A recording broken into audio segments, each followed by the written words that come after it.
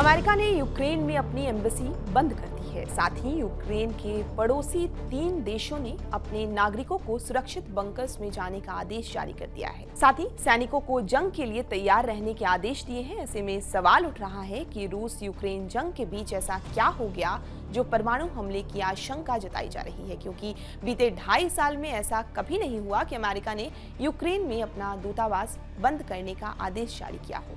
न ही यूक्रेन के पड़ोसी देश जो नाटो का भी हिस्सा है, उन्होंने सैनिकों को जंग की तैयारी के आदेश दिए हों। नमस्कार, मैं हूं मैत्री। दरअसल इन सबके पीछे अमेरिकी सरकार का वो आदेश है जो यूक्रेन को लंबी दूरी की मिसाइल इस्तेमाल करने की इजाजत देता है।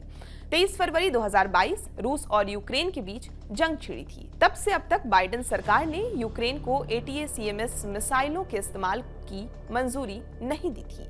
इसके पीछे 3 बड़ी वजहें बताई गई हैं। इनमें पहली वजह बताई गई थी कि अमेरिका के पास ATACMS मिसाइलों का सीमित स्टॉक है। दूसरी वजह बताई गई कि यूक्रेनी ठिकानों पर ग्लाइडेड बम दागने वाले 90% रूसी जेट पहले ही ATACMS की रेंज से बाहर है, जबकि तीसरी वजह इन मिसाइलों के इस्तेमाल से तनाव बढ़ने की आशंका थी। अमेरिका से हरी झंडी मिलने के बाद 18 नवंबर को यूक्रेन ने रूस पर लंबी दूरी के मिसाइल से हमला किया।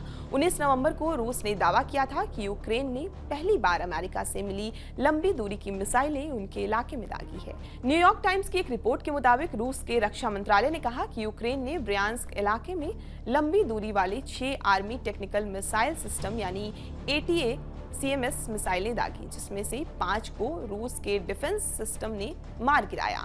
बता दें कि ATACMS एक सुपरसोनिक बैलिस्टिक मिसाइल सिस्टम है जो 300 किलोमीटर की दूरी तक सटीक हमला कर सकता है। उधर यूक्रेन के रूस पर हमले से कुछ ही घंटे पहले राष्ट्रपति पुतिन ने परमाणु हथियारों के इस्तेमाल की इजाजत देने से जुड़े एक फैसले को मंजूरी दी थी।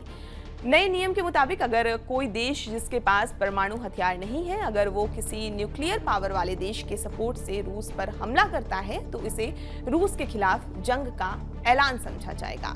ऐसे हालात में मॉस्को न्यूक्लियर हथियार का इस्तेमाल कर सकता है। रूस की धमकी के बाद नॉर्डिक देशों नॉर्वे, स्वीडन और फिनलैंड ने अपनी सेना को युद्ध के लिए तैयार रहने का आदेश दिया है। अमेरिका ने भी कीव स्थित अपने दूतावास बंद कर दिए हैं। USA स्टेट काउंसलर डिपार्टमेंट का कहना है कि उन्हें सूचना मिली है कि राजधानी कीव पर रूस हवाई हमला कर सकता है।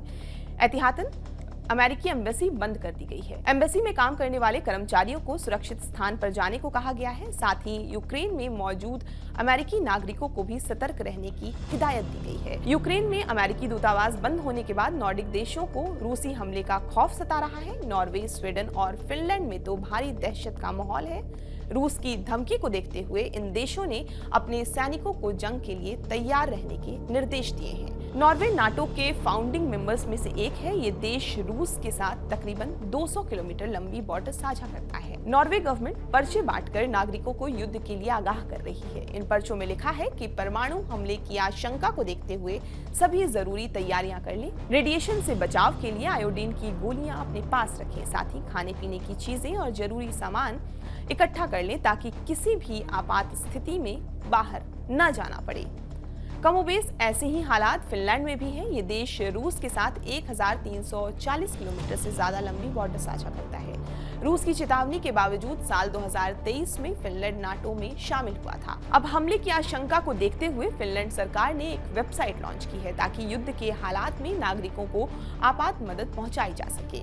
युद्ध के चलते बिजली कटौती से निपटने के लिए फिनलैंड सरकार ने अपने नागरिकों से बैकअप पावर सप्लाई और कम एनर्जी में पकने वाले खाद्य पदार्थ स्टोर करने का आदेश दिया है। नाटो के सबसे नए सदस्य स्वीडन की बॉर्डर रूस से जुड़ी हुई नहीं है, फिर भी उसने अपने नागरिकों के लिए युद्ध की स्थिति के लिए गाइडलाइन से जुड़ी एक booklet in case of crisis of war जारी की है। ये बुकलेट 52 लाख नागरिकों को बांटी गई है, जिसमें लिखा गया है कि युद्ध की आपात स्थिति से निपटने के लिए 72 घंटे के लिए भोजन और पीने का पानी स्टोर करके। आपकी इस खबर पर क्या राय है, कमेंट करके जरूर बताएं। बाकी देश दुनिया की तमाम खबरों के लिए आप हमारे साथ बने रहें और देखते रहें TV9 डिजिटल।